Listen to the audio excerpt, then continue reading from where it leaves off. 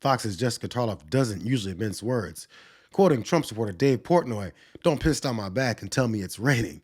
And that's exactly what Trump's doing. This is his stock market, his tariffs, and his mess. But now that it's consistently falling apart, he's suddenly pointing fingers. Classic Trump economics. Take the credit, dodge the collapse. The GDP number today was negative 0.3%. It was 2.4% in Biden's last quarter. That's why he was out there today freaking out. That's why he's posting about the stock market and saying this is Biden's stock market when he took responsibility for it on January 29th. And he said, oh, this is my stock market. Now he doesn't want it anymore. And to quote the philosopher king, Dave Portnoy, "Don't piss down my back and tell me it's raining." This is Donald Trump's stock market. This is his economy. And the tariffs that he's implementing are destroying the economy. It's not even a liberal talking point. It's a Trump voter getting hit with the reality of Trump's policies. Because you can spin it however you want. But when the market tanks and prices spike and the economy slows down, someone has to own it. And this time, it ain't Biden. The Biden team can say, well, if things are so bad, how come the stock market's on a roll? Because they think I'm going to be elected.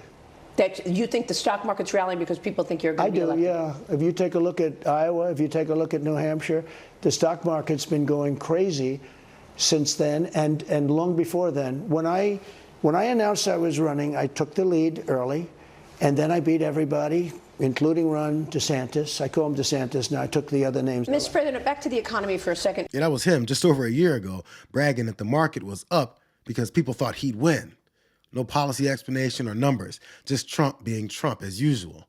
But now that the market's unstable and now that consumer confidence is fading, now somehow he's a bystander in his own presidency. All right, so obviously this is just moments after we learned that this GDP number came out. It did show a drop in growth, a contraction in the economy, first that we have seen in years, in fact, and it's a sharp reversal from the 2.4% growth we saw in the fourth quarter. So obviously this is a White House that is stepping out to defend its policies on the economy in a moment where we're waiting to see if the first deal comes through on tariffs. Yeah, we were looking at this. Quarter four was 2.4% growth. Quarter three was 3.1. Quarter two was 3.0. And now we're at negative 0.3%. It's a serious drop. Fourth quarter, 2024 growth. First quarter, 2025 contraction. It's just the economic impact of chaotic policy.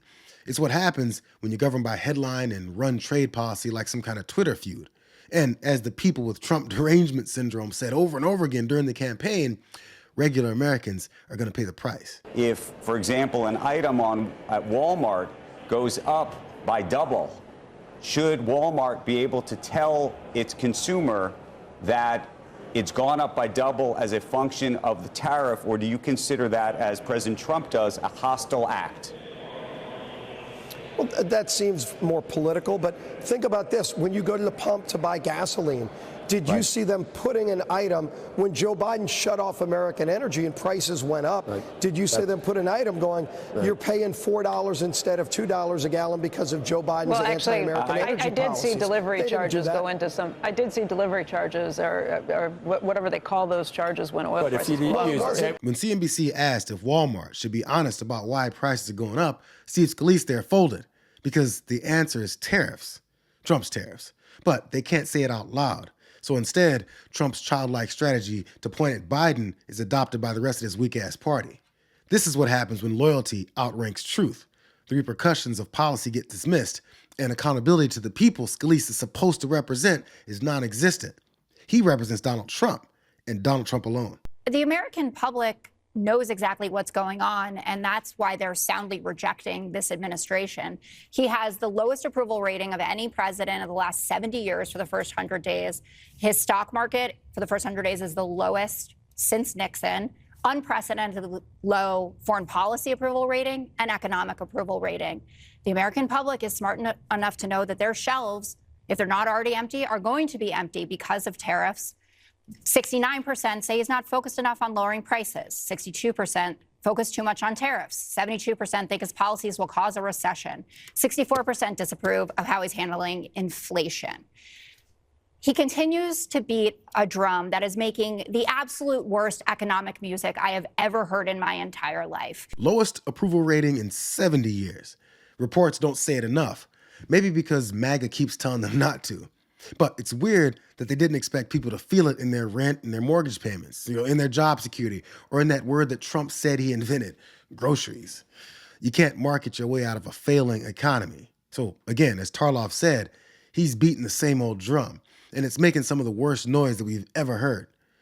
But they don't care. In fact, he's so smug, he tossed a couple middle fingers at his supporters and told them that the destruction of their lives is exactly what they voted for. So please, get off his back. He's got some more money to collect from you. Concern out there. People are worried, even some people who voted for you saying, I didn't sign up for this. So how do you answer those concerns? Well, they did sign up for it, actually, and this is what I campaigned on. I said that we've been abused by other countries at levels that nobody's ever seen before.